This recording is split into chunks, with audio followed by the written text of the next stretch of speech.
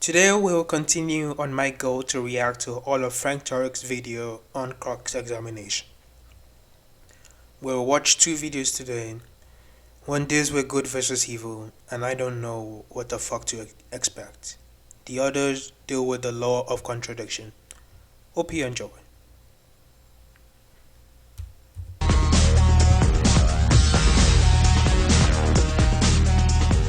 Lewis, in his book, Mere Christianity, says, Guys, we're back to the GOAT of Christians.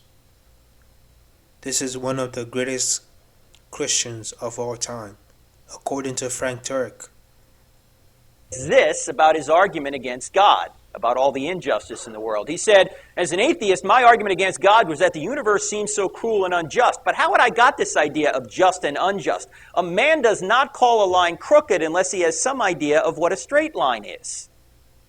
You wouldn't know what a crooked line was unless you knew what a straight line was. You wouldn't know what injustice was unless you knew what justice was. And you wouldn't know what... The universe does not care whether a line is straight or crooked. We give definition to a line being crooked or a line being straight. Like if we change the name we give the species of cats and we say from now on they're dogs and we'll call them dogs, that doesn't change the fact that they're still the same species. It's just us naming them differently. We give definitions to these names. We can just do that. Well, I do know that I will consider something injustice because of empathy. I don't need to have someone above me. If something is being done and I would not like it to be done to me, then I'll try to stop it. So you don't need a standard of justice above yourself. Justice was, unless there was a standard of justice beyond yourself. Lewis goes on to say, look, if it's just my personal opinion that there's evil in the world, then my personal opinion is not a real argument against God. As you can probably tell, C.S. Lewis was not a great atheist, and he's not a GOAT of atheism either. So we don't really care about his opinion much. He's right though about something, but most atheists are not going to give opinion. He's right about something though. Most atheists are not just gonna give opinions but facts about the world. Christians are the one with unsupported claims here, given their opinions coming from faith and not facts. See, if I admit there's real evil in the world, I have to admit there's a standard of good. Now, was it me or that just sounds weird? Standard of good. No, you don't, because there's none. There's no objective standard of good. Okay, I'm not saying there is no standard of good. There is, but it's subjective, not objective. For those of you who were in here the other night, let me just say this is going to be review here for just a minute, but let me just point this out, that if there is no God, then you can't say that this was really wrong. 9/11. Oh, you could say you didn't like it. You could say it was inconvenient. You could say it made you sad, but you can't say it was objectively morally wrong. Why not? Well, because that's just your opinion against bin Laden's opinion. It's just two human beings arguing here. If there's no standard beyond humanity, who's to say you're right? Well, there is no right. It's just your opinion. Same thing. I don't like this man at all. 9/11 was not objectively wrong. I'm sorry if that's news to you, but it's not objectively wrong. The people who crashed the plane fully believe they were in the right. So again, showing morality is subjective and not objective. We should try to prevent something like that from ever happening again because it's not in our best interest. 9/11 was morally wrong. Subjective morally wrong. And I don't think that is a problem.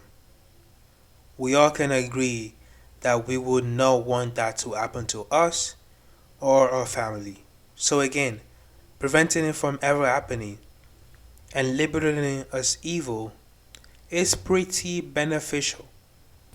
If there is no God, you can't say that this was morally wrong. The Holocaust. That's just your opinion. It's just your opinion against Hitler's opinion. Now, every sane individual intuitively understands that this is objectively morally wrong. It's not just your opinion. It's not just something like a taste or a flavor. It's objectively morally wrong. And if it's objectively morally wrong, there has to be somebody who made it objectively morally wrong. Frank, man, calm down. You're speaking to your own people here. Okay? Like, calm the fuck down. It is not objectively wrong. Hitler was pretty passionate in killing the Jew. I am sure he convinced himself it was right to do so. Also, must I remind you that Hitler killing Jews is due to the hate for the community, which has been in Europe since the medieval ages. The Jews were blamed for Black Death and some other shit that they never did. The hate toward the community is due to an extent a Christian influence. Christians were the one blaming Jews for the Black Death and spreading lies about them. You cannot just act like it has nothing to do with your religion. Keep this in mind as we are going to hear a lot of Frank's Hitler arguments. Every prescription has a prescriber. If there is a prescription on humanity that says this is wrong and say love is right, then Well, there is no prescription on humanity that says that though, Frank. Do you not get that? There is no description. There's no prescription. somebody must have prescribed it. Suppose you go to the pharmacist with a prescription and you hand it to him, and he says, hey, who prescribed this? And you go, nobody. Are you going to get the medicine? No. All prescriptions have prescribers, and there is a prescription out there. In fact, you can look. Okay, I might change my mind a little here. Actually, no, it's the same thing. Guess who prescribed morality? Nature. We understand that to survive, we need to create a community and not kill each other. So we did. Is this really that hard to get? Morality is subjective based on society, based on our views, on our values, based on our survival. Look at it this way. How do you know who's right and who's wrong, Mother Teresa or Hitler? Objectively, you don't. You don't. How do you know who's right and who's wrong? A standard. There's got to be a standard. Mother Teresa's not the standard. We decide that, Frank, and your God is not the standard. Oh, God knows is not the standard. Which is a good thing, because human sacrifice is immoral, and your God is for that. Your entire religion is based on a human sacrifice. Standard. Hitler's not the standard. In fact, here's an easy way of looking at this. How do you know which map of Scotland is better? What would you need to see? You'd have to see a real place called Scotland. And when you see a real, unchanging place called Scotland, Must I remind this guy that is the one that believes in an invisible man in the sky? An invisible man with a dick. Sorry to make it sound like that, but it's a man and he's invisible. How does that work? When we know, when we know, okay, gender is a social construct.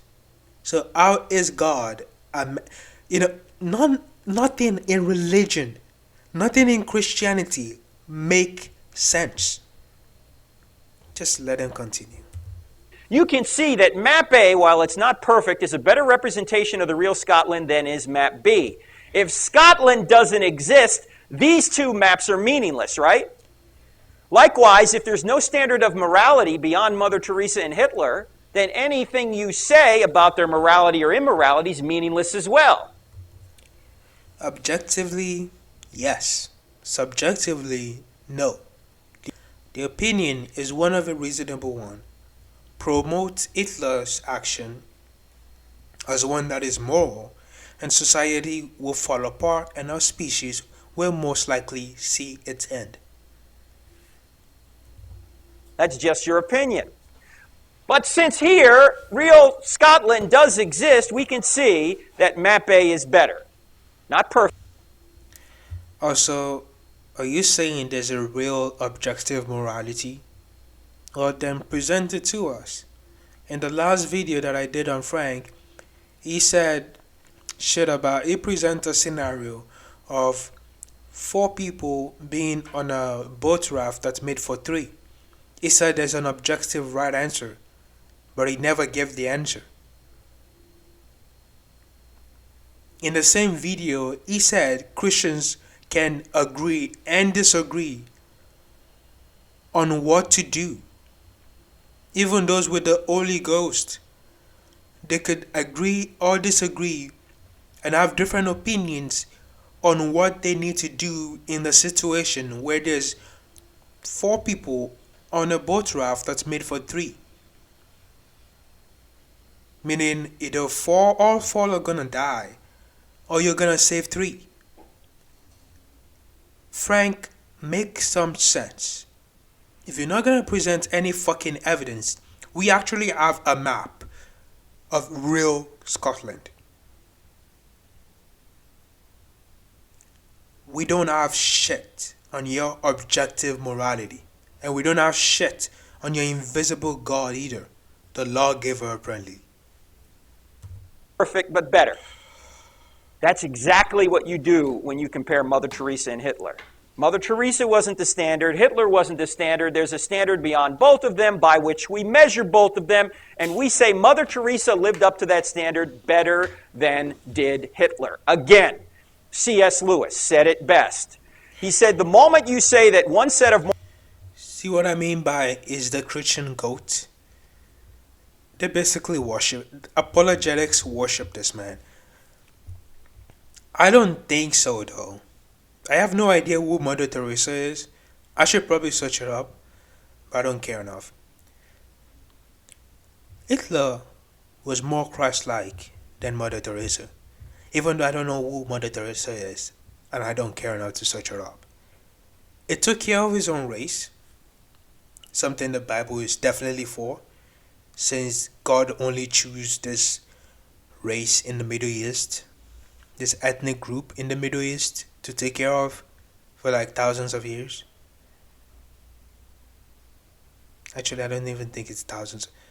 I just said for years, it took care of just one group of people. Everyone else is doomed to serve other gods that are not good, right? That's gonna end up taking them to hell. And he let that happen. Anyways, back on point. Hitler was more Christ-like than Mother Teresa. He took care of his own race. He conquered land that was promised to his people.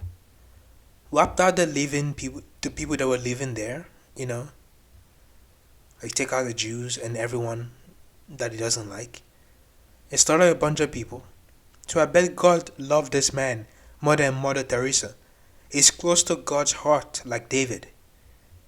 He is more Christ-like. Even the interpretation of your objective fucking moral law, Frank, is subjective to human understanding. I could literally use the Bible to prove that Hitler was in the right. This is how fucking wacky your objective morality is, Frank.